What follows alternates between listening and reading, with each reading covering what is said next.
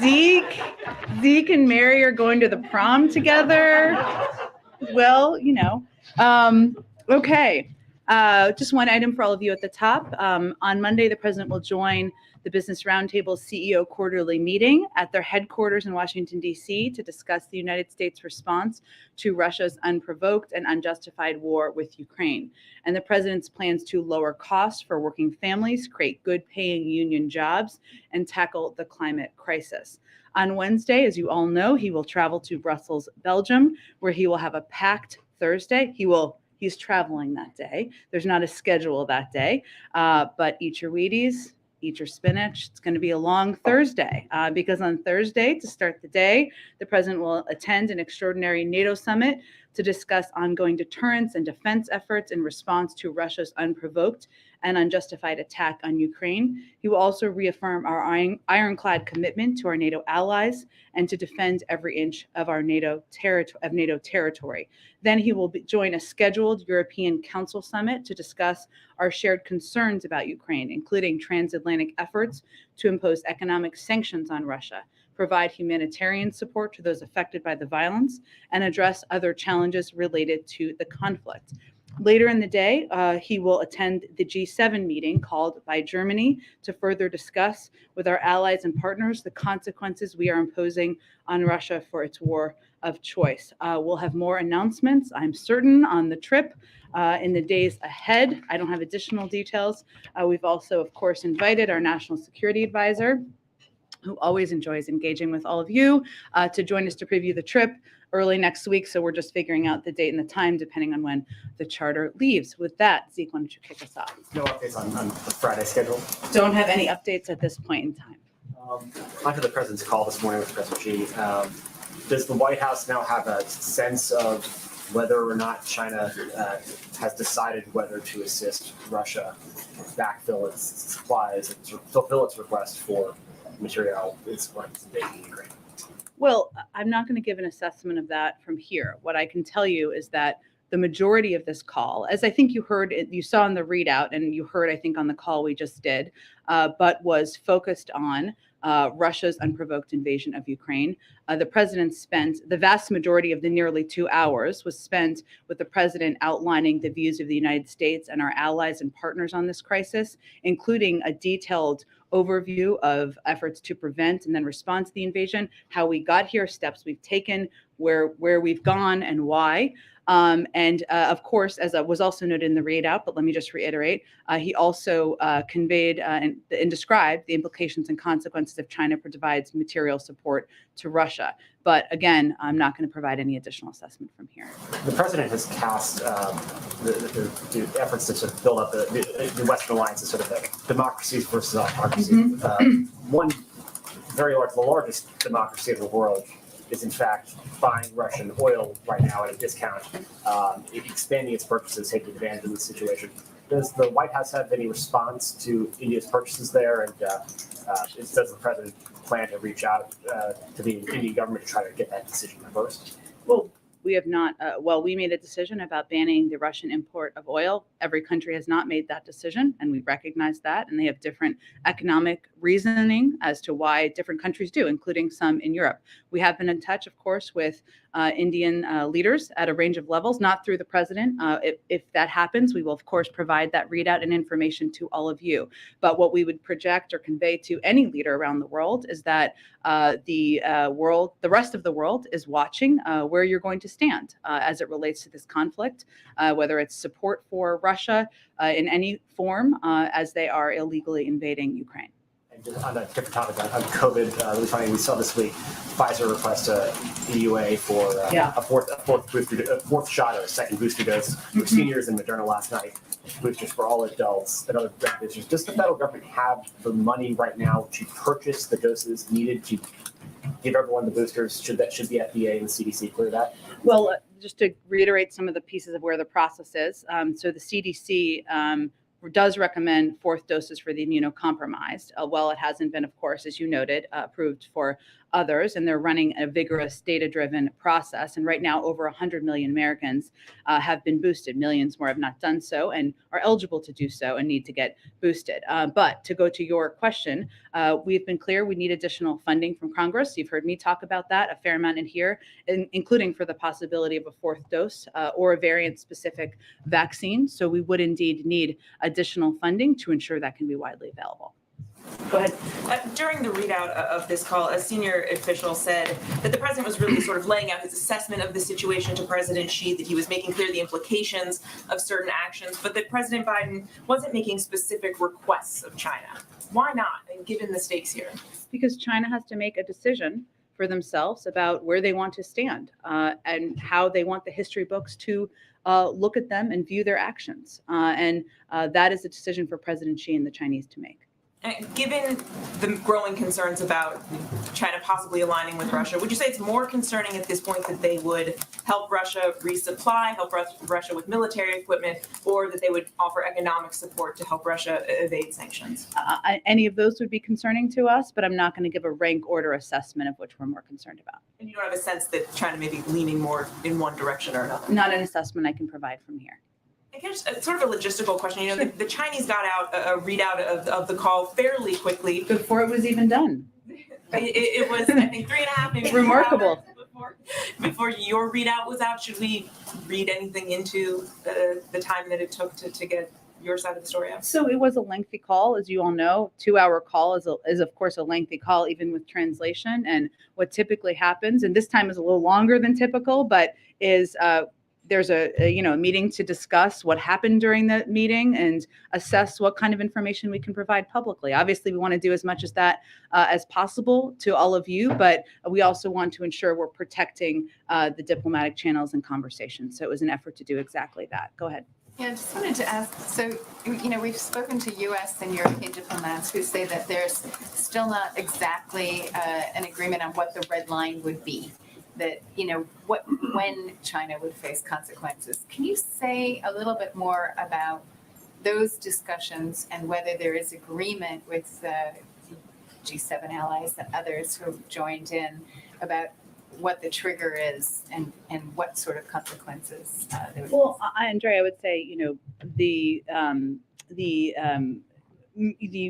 movement of China to align with Russia or to the movement of them to align with Russia or their proximity of moving closer together is certainly of great concern to us, as we've expressed. And we are not the only country that has expressed that concern, including many other members of the G7 have expressed exactly that concern. So this is part of the discussion. It has been an ongoing part of the discussion. Expect it certainly would be when the president goes to Europe next week, but we're not in a place at this point to outline the specifics. We're still discussing. And then just to follow up on that, initially, I think going into the call, we were expecting that there would be discussion about Iran and North Korea as well. Did the two leaders get around to those issues, and are they any closer in terms of alignment on those issues? And then just to your first point, or your response, one of the issues that has separated the U.S. and China in recent years has been disputes over trade and lots of tariffs. Would you anticipate that China would face a larger trade war if, or additional sanctions and tariffs if it does proceed to align more closely? Well, we have a range of tools that could be considered, and sanctions are certainly one tool in the toolbox, as they are for other countries as well, even if as we have not outlined specific consequences, and we'll communicate those directly to China and, of course, with our European partners and counterparts. The call was focused, as the readout conveyed, the vast majority of it was on Russia's unprovoked invasion of Ukraine, but also the issue of Taiwan was raised by the Chinese, and the president reiterated that U.S. policy on Taiwan has not changed. That was really the vast majority of the focus of the call. Obviously, there are a range of issues and topics we discussed with the Chinese, and as a part of this call, there was an agreement on ensuring there was an open line of communication and that the discussion would continue in this critical period ahead, of course, at lower levels. Go ahead. During this tour call, did President Xi ever refer to it as an invasion? We'll let President Xi and his team outline any more specifics about his component of the conversation. Why not reveal if he called it an invasion or called it a war? Because given we his- don't, as a policy, speak for other countries. They can speak for themselves. Yesterday, Secretary Blinken said the administration was concerned that China is considering answering Russia's request for more military equipment. After this jar recalled, does the White House still have that concern? We have that concern. The president detailed, what the implications and consequences would be if China provides material support to Russia as it conducts brutal attacks against Ukrainian cities and civilians. And obviously, that is something we will be watching and the world will be watching. So that concern hasn't gone away following the call. Obviously, actions are a key part of what we'll be watching. And Russian Foreign Minister Lavrov says that Russia will view any weapons shipments into Ukraine as, quote, legitimate targets.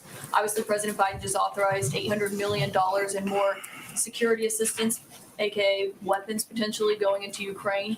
So what is the president's response to that comment? Well, that's a threat that he has made before, I would just note, Foreign Minister Lavrov. I would note that just in terms of how it works, without getting into too many logistics, of course, there are no U.S. troops operating inside Ukraine. Our forces are in NATO territory, and so are NATO forces in NATO territory. So as we're talking about the operations of the movement of convoys and the movement of assistance, those are not the bodies that would be moving those assistance within Ukraine. So beyond that, though, I would say, of course, we watch closely what the actions are, the continued escalatory actions of the Russians, and we will watch closely if they follow up on that threat. I would remind you all that all of the convoys are not just moving military assistance; many of them are moving humanitarian assistance as well, food, and other aid that is getting to people who've been injured through this brutal invasion. I guess the question is, how concerned are you about being able to get all $800 million of that assistance that's obviously so critically needed into Ukraine? Well, we continue to have the means of getting that assistance in, and we have effectively been doing that in recent days. So we will continue to work through those channels. Thank you. Go ahead. Thank you, Jen. Did President Biden directly ask President Xi if he intends to help Russia? Well, he made clear what the implications and the consequences would be if China provides material support to Russia as it conducts brutal attacks against Ukrainian cities and civilians. And that made clear what the consequences would be should they do that. But did he ask, do you intend to help Russia, yes or no? I think making clear what the consequences are made clear we don't want them to do it. So can you offer any explanation for why the U.S. still has concerns after this call? Because we'll continue to watch until we see what actions they take or don't take. And following up on Andrea's question, does the administration view any distinction between financial support and military support for Russia? Or will the consequences, will there be consequences regardless of what kind of We aid? would watch closely, and we would be prepared for there to be consequences, but we would look closely on what it is, and we would align with our partners around the world. And is there going to be escalatory consequences like we've seen with Russia? Again, I'm not going to get into a hypothetical at this point in time. We'll have those discussions directly with the Chinese and directly with our European partners. And one more, short of getting any guarantees from China that they are not going to help Russia, and short of China condemning Russia for its actions, what is it about the call that President Biden thinks went well, as he said to one of my colleagues? I think it was an opportunity for the president to convey directly what our detailed efforts have been, what we have seen on the ground, how we have responded to the invasion, why we have the significant level of concern that we have, and also to convey very directly, leader to leader, what the implications and consequences would be if Russia provides material support. And that leader to leader engagement, an opportunity for there to be a continuing discussion, certainly the president sees as a positive development. Go ahead. Thank you, Jen. A couple of days ago, you described javelins and stingers as defensive weapons and MiGs and planes as offensive weapons. So how do we classify the armed drones that we're sending? I would remind everybody that Russia is invading Ukraine, not the other way around. Ukraine is not invading Russia. They are not going into a foreign country and invading that country. And what we're sending to Ukraine is security assistance, all of it, and weapons that they are effectively using to defend their country against Russian aggression. And that is how all of this material would be categorized. In that sense, then wouldn't MiGs also be defensive since Ukraine is defending itself from attacks from Russia? Well, again, this is all assessments made by our Defense Department, but I would tell you that as it relates to the transfer of fighter planes from a U.S. base in Germany into contested Ukrainian airspace, where our military and intelligence community determined the benefits provided to Ukraine's defense are low and the risks of escalation are high, that is how we assess that. But also, those type of planes would be a different category of military assistance. It seems like we're splitting hairs over semantics in terms of how we're classifying some of these weapon systems. And obviously the president's gotten some criticism from both sides of the aisle for even when he takes action, sometimes doing it after there's been a lot of political pressure, for instance, on imposing the sanctions, on sending the Stingers and the Javelins, on banning Russian oil. So if there's any chance that the U.S. is going to facilitate the transfer of MiGs in some way, why not just do it now? Well, I think we've outlined pretty clearly why we've made the decision not to do that, including the fact that they have multiple squadrons of planes that they can utilize, and the fact that, most importantly, the types of assistance that we've been providing, anti-armor, anti-tank, anti-missiles, is what is effective in fighting this war on the ground. That is why we've provided that assistance. None of the weapons we've sent to Ukraine could be used to launch an invasion of a country like Russia. That's a fact. That's why we call them defensive weapons. That's why the Defense Department calls them defensive weapons. And I would remind everybody that they are the country that are under attack. I want to move on to the Iran talks. This week, the president said that we are crippling Putin's economy with punishing sanctions that are only going to grow more painful over time. But the State Department said that the administration would not sanction Russian participation in nuclear projects that are part of the JCPOA. So how does the administration justify calling for such strong sanctions on Russia, but giving them a pass when it comes to Iran? Isn't that hypocritical in some sense? There's absolutely no pass given. They're not getting additional assistance or sanctions relief of any sort. They have an implementation role. They've had an implementation role in the past as it relates to the Iran nuclear deal. And that is certainly what we would be talking about in this regard. But for clarity purposes, there's absolutely no additional sanctions assistance that Russia would be receiving that is outside of the Iran nuclear deal. So, but just carving out what's already there and giving it protection, that it will not be sanctioned? Well, to explain to you, or for those of you who have covered back in 2015, you may remember this, that there have been roles in the past that Russia has played in terms of the movement or the protection, the nuclear protections in some capacity of as we're implementing the Iran deal. And that's what we're really referring to. That's part of the discussion in the deal. Deal that we're doing. It's the similar implementation components. It's a implementation and discussion around a similar deal that was discussed back in 2015. And then the Director of National Intelligence annual threat assessment last month said that Iran has threatened to kill former and current U.S. officials in retaliation for the U.S. killing the IRGC's leader, Qasem Soleimani. So do those threats constitute terrorism? Well, I would just remind you all that where we are, one, I'm not going to just confirm or get into specifics about any threats through intelligence channels, but where we are right now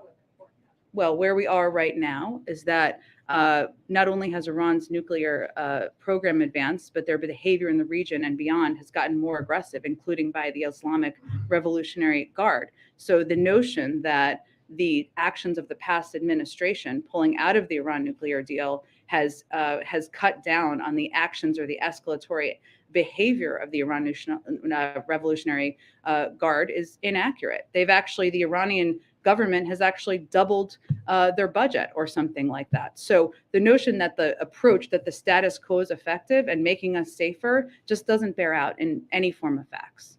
So they should not then, the IRGC be delisted from the terrorist blacklist? There's an ongoing negotiation. I'm not going to get into specifics of it, but I would just note that the status quo where we stand has done nothing to make us safer in any regard. In fact, the Islamic Revolutionary Guard has only been strengthened. Go ahead.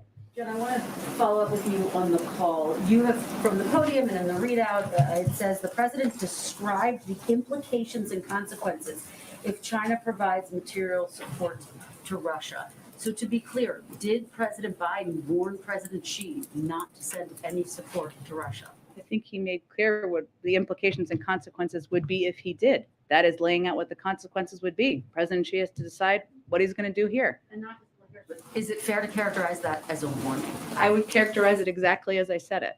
And did President Biden and President Xi discuss the possibility of lifting sanctions and or tariffs as a way to get China? This was not about carrots. This was about laying out what the implications and consequences would be. Did the president step away from the phone call and have a sense that he can work with China as it relates to Ukraine? Well, I think he came away feeling that he had conveyed clearly what the implications and consequences would be, and also that he had the opportunity to lay out specifically what steps we've taken, why, and what we're seeing on the ground. And he also said that we would continue conversations task the teams to continue conversations. So that indicates that we will continue to engage with them. I want to follow up with you on something we've been discussing Sure. throughout the week, the issue of refugees. Newsweek has reported that the U.S. is actually detaining Ukrainian refugees in ICE detention centers, those who are seeking entry into the country, which seems like a contradiction of President Biden saying that he would welcome them here.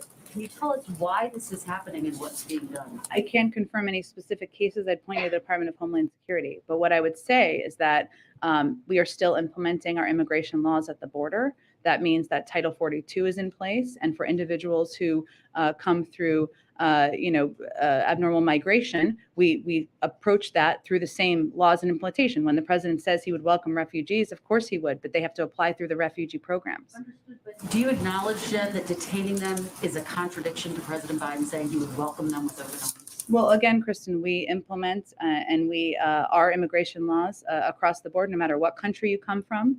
And that has been our case and approach from the beginning. Welcoming refugees means applying through the refugee process. And again, as I've said in here, we're looking at a range of options, including providing a broad range of humanitarian assistance to the countries where the vast majority of refugees are going. Is it a priority for President Biden to address this situation so that refugees are not being detained at ICE detention centers? Well, again, we are continuing to apply our immigration laws at the border. And so refugees who want to come to the United States, of course, we would welcome Ukrainian refugees. That is why, but they have to apply through the existing programs. There's an ongoing discussion about what programs or what steps we could take. And we certainly, that's an important conversation and process internally, where we have put all of our efforts to date. The vast majority of them to date has been on providing a historic amount of funding to countries in the region, including a huge amount, billions of dollars that has been approved through the omnibus bill the president just signed into law to make sure that the countries that are welcoming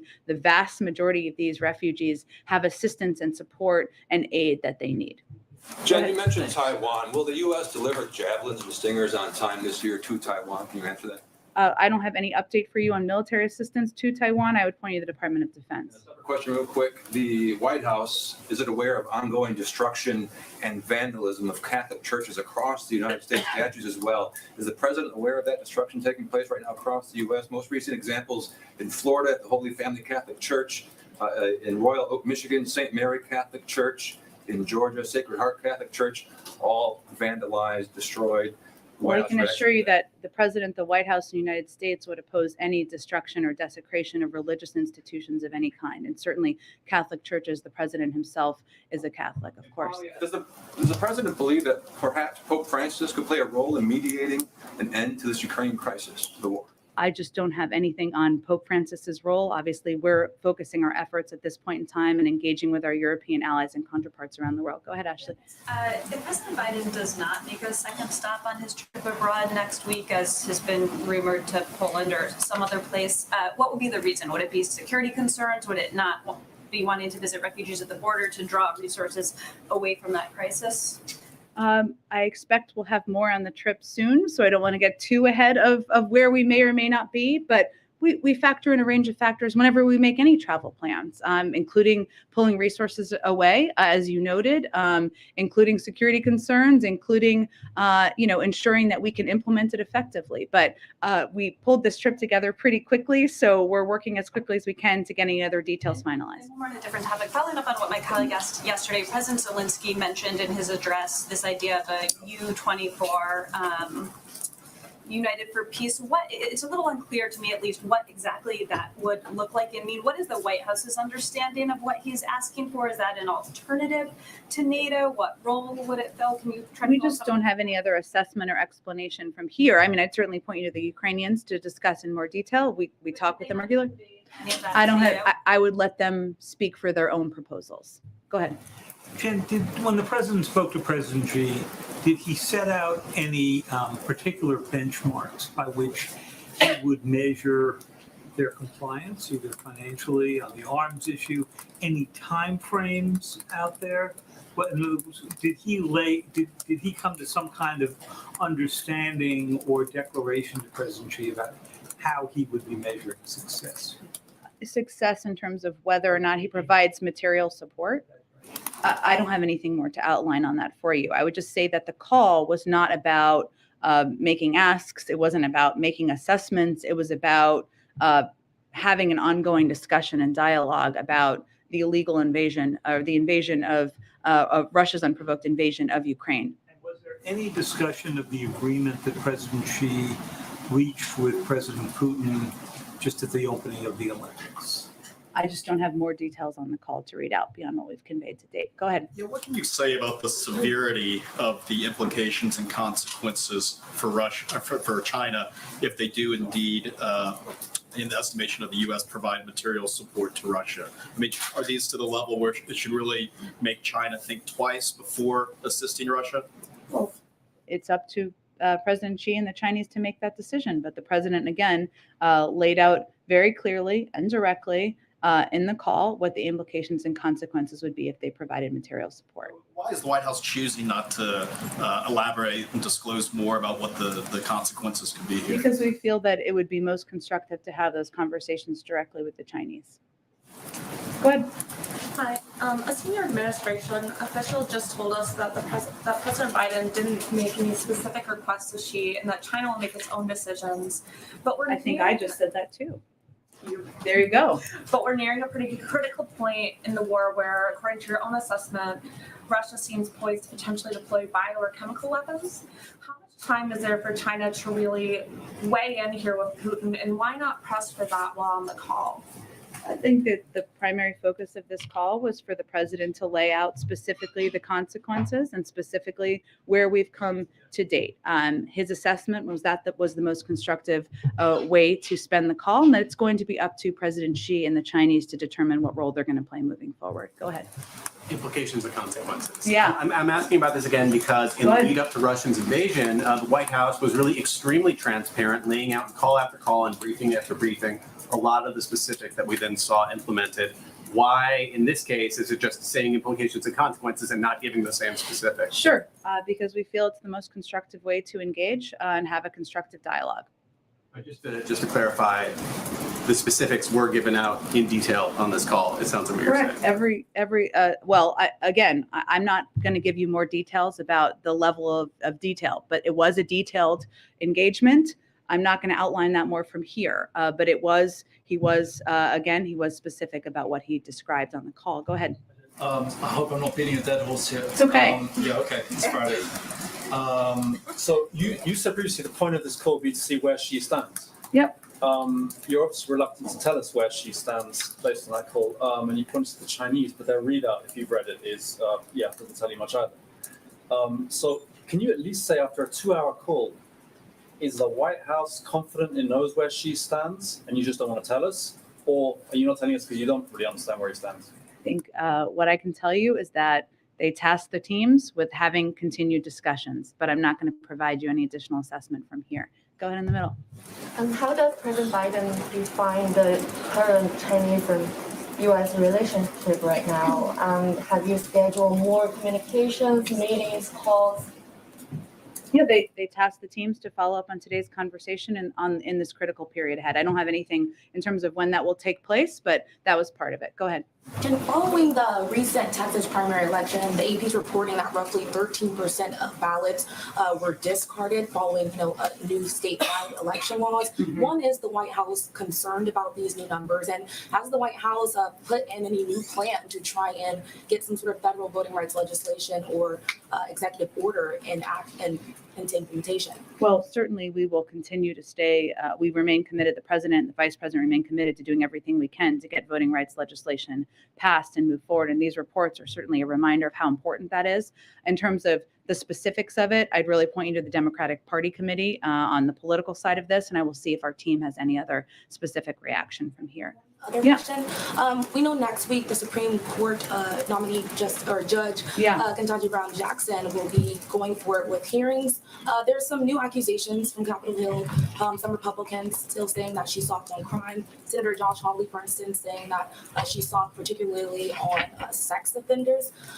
What is the White House's response to these new accusations, and are you at all concerned that it might taint public view as we go into hearings next week? I think as we broadly look at it, I mean, after weeks of trying hard to find some way to attack Judge Jackson for saying that she was an affirmative action pick, then saying she was the product of dark money, then saying she should be suspect because she was a public defender, a group of far-right Republican senators, as you noted, have launched a last-ditched eve of hearing desperation attack on her record on sentencing in sexual offense cases. What is important here, I think, are the facts. And the facts are that in the vast majority of cases involving child sex crimes broadly, the sentences Judge Jackson imposed were consistent with or above what the government or U.S. probation recommended. And so this attack that we've seen over the last couple of days relies on factual inaccuracies and taking Judge Jackson's record wildly out of context.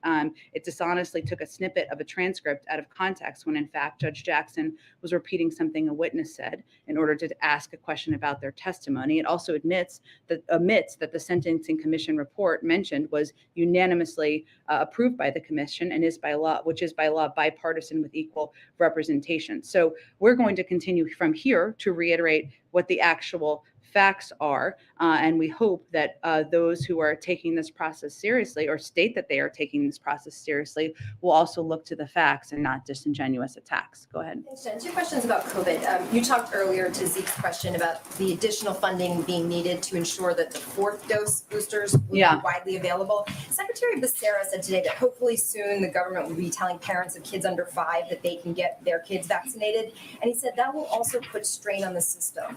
Is there any chance that the vaccine doses for the kids under 5 wouldn't be available if this COVID money doesn't come through? It's not about available. I think it's about making them free. Because obviously these companies are going to produce doses if and when at some point, as a mother of a child under 5, God willing, soon, making them available. What we want to be able to do is continue to make them free.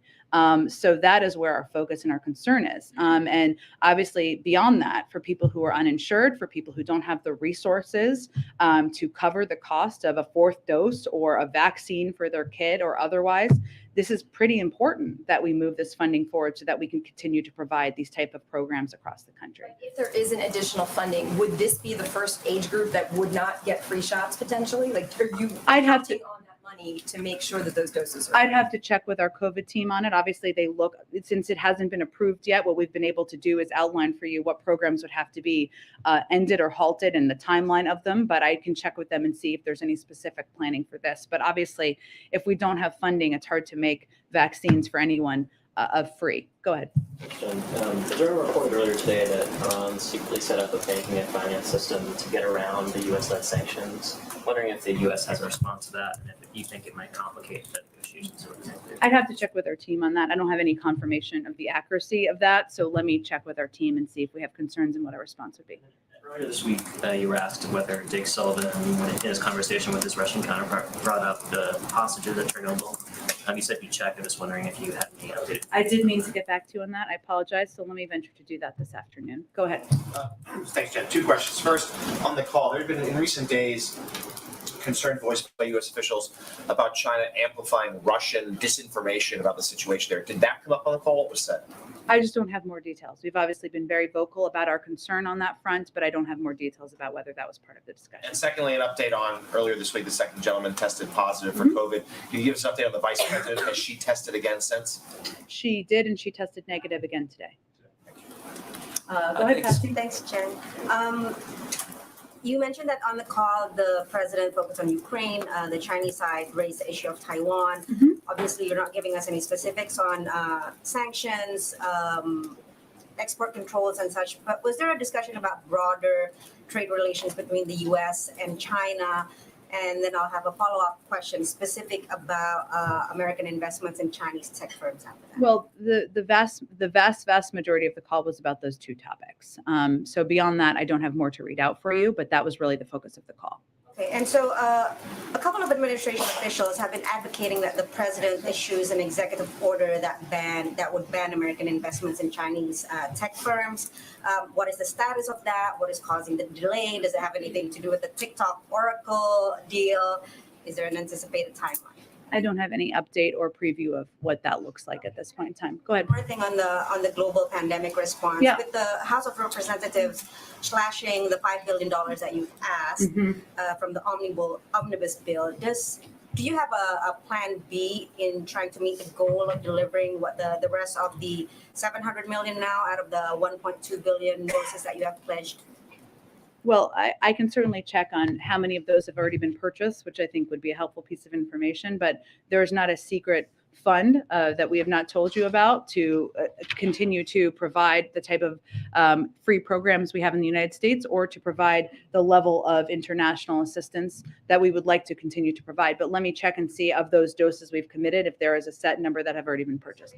If there's no more money, then there'll be no more doses other than the ones that's already been purchased, because there might not even be any money for the delivery of those doses that have already been purchased. We need additional funding to continue to be the arsenal of vaccines in the world. Go ahead. Thanks, Jen. I wanted to go back to the Supreme Court nomination Sure. hearings for next week. Can you talk, in the president's schedule, you didn't mention that, and obviously he's not testifying in the nomination hearing. No, not that we're tracking, but yeah. Can you talk about how this White House is preparing, how Judge Jackson is preparing for next week, how the president will be involved, given he's got a lot going on next week as well? Well, I would say that Judge Jackson, as you know, has a whole team of people internally and externally who has been helping her through the preparation process.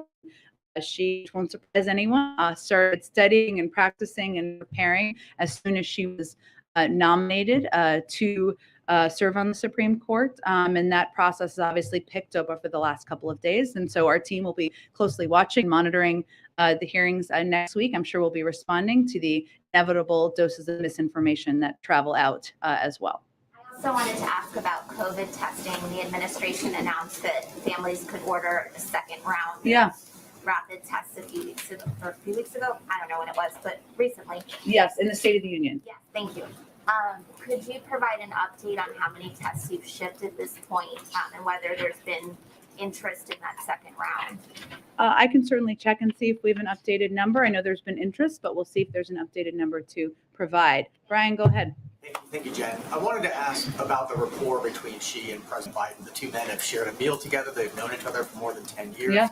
This is an important moment in U.S.-Chinese relations. How did their personal rapport play into today's call? Well, I would say they know each other. As you've noted, they've spent time together. They've had a range of direct and candid conversations. This is not the first. And that certainly contributes to the president's ability to be as direct as he is, whether it is laying out where we've come from and why we are at this point, and his great concerns and significant concerns about Russia's unprovoked invasion of Ukraine, and also what the implications and consequences would be. So there's no question that the president's time on the world stage, his prior relationship with President Xi, having spent time with him, engaged with him directly, had many multi-hour calls and meetings with him, contributes to his ability to have those type of conversations. Did the president bring up those past meetings in this 2-hour call today? I don't think there's a reason to bring them up. They both know that they've had past meetings. I think it just starts the meeting from an understanding of where the other is coming from. Go ahead. Yeah, in the first event with the president today, why didn't the president choose to address the phone call personally between he and President Xi? Because it was about a different topic. And there's a lot of things the American people care deeply about. So it was his effort to communicate about a range of issues. When you have the leader of the largest economy in the world and the second largest economy in the world, and they're talking, they could fall on either side of an invasion. The American people might want to hear directly from the president. Well, we've provided a range of updates, briefings, readouts, and hopefully you all will be effective, as I'm sure you will, in communicating that to the American people. On the call, did the president push China about business, the Chinese companies doing business in Russia?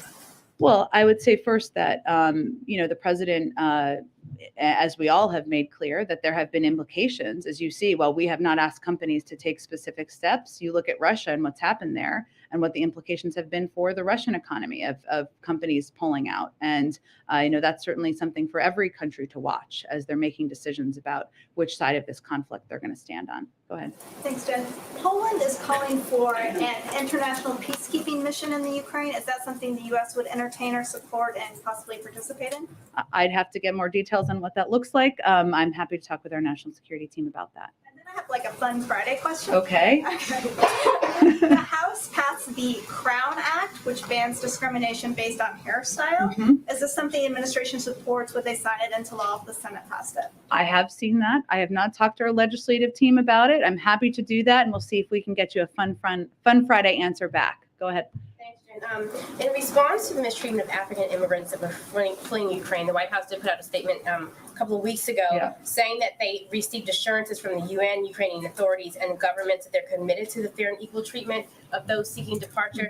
But doubling down on what are those assurances, because we're still hearing a lot of stories of incidents that are happening with those who are trying to flee. Well, I think it is something we continue to watch closely, and we have seen reports of that we are concerned about. So we would just raise those concerns we have directly, and we felt it was important to put out a public statement at that time to follow up on.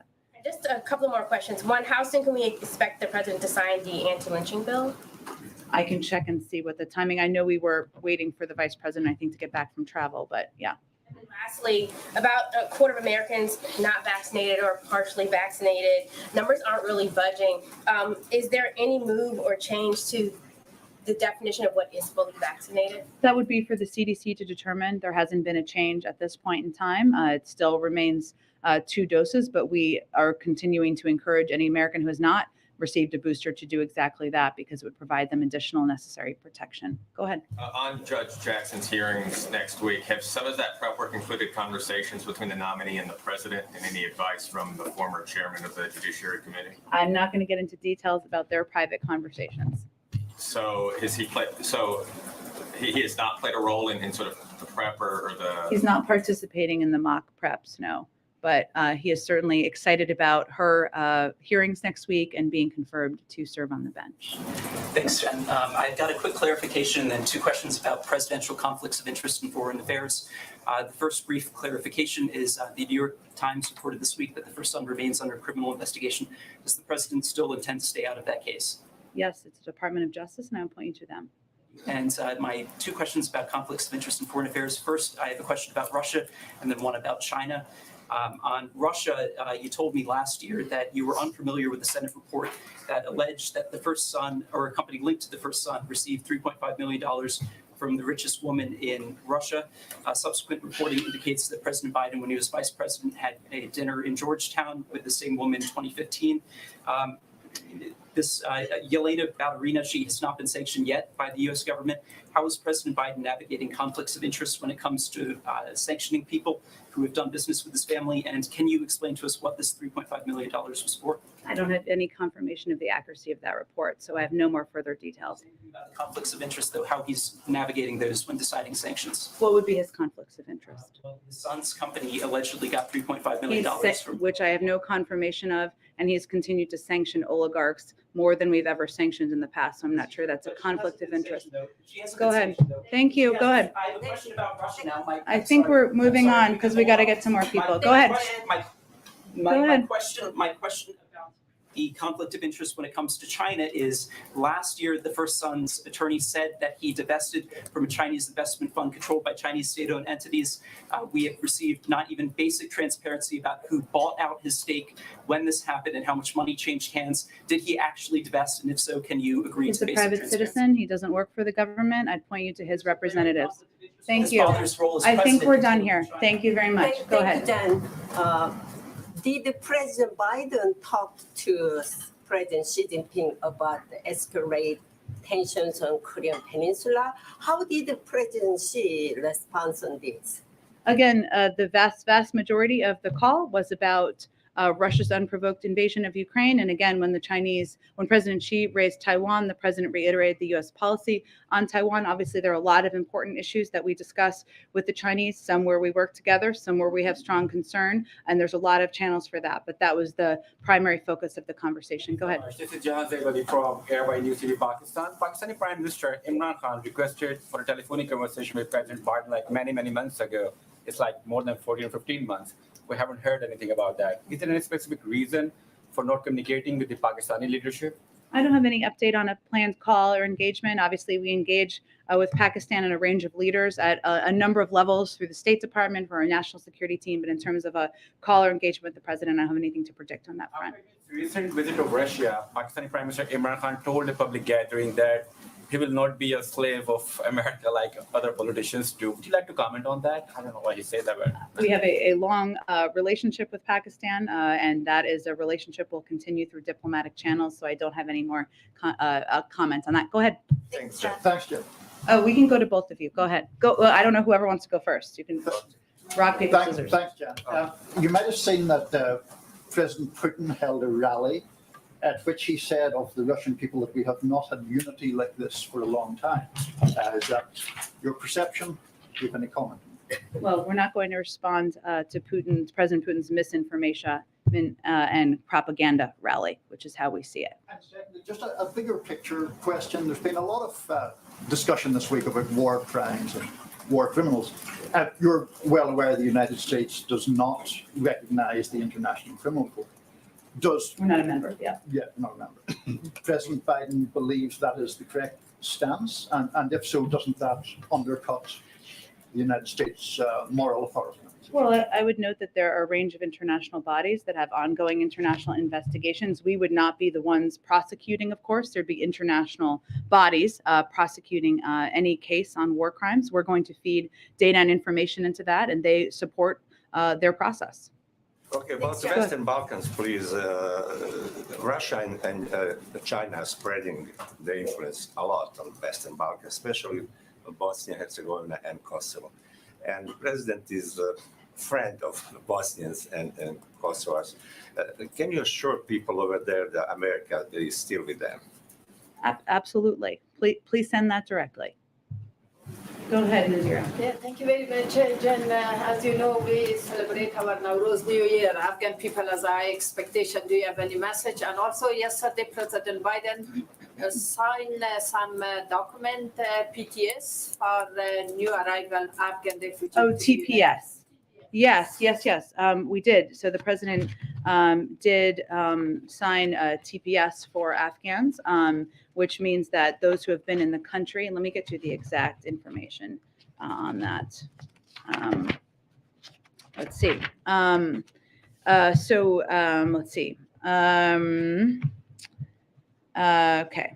So basically, so the TPS will apply only to those individuals who are already residing in the United States as of March 15, 2022, and meet all other requirements, including undergoing security and background checks. And this is a designation decided by the Department of Homeland Security through their process, and they designated Afghanistan for TPS on the statutory basis of ongoing armed conflict and extraordinary and temporary conditions.